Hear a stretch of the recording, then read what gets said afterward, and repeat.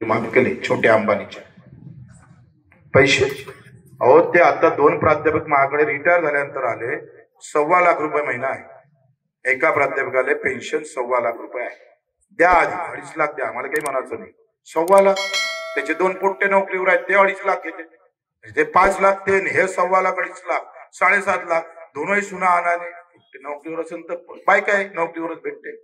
ते काय भांडे घासायला येते काय घरी? भांडे घासायला तुम्ही जा शहरात. गावातली गरिबी वाढली का कलेक्टरच्या घरी भांडे घासायला आमची बाई भेटली म्हणून समजा. गरिबी कायम राहिली पाहिजे गावात, त्याशिवाय शहर श्रीमंत होत नाही.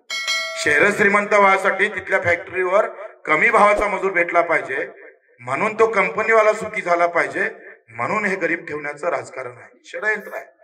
ते समजून तुम्हाला मला माहित नाही, पण व्यवस्था तशीच आहे. मग एका इकडे एवढा पैसा देता तुम्ही 1.25 लाख म्हणजे रिटायर झाल्यावर, आणि आम्हाला वर्षाचे 1 लाख रुपये भेटत नाही नफा. हे बोलणार कोण?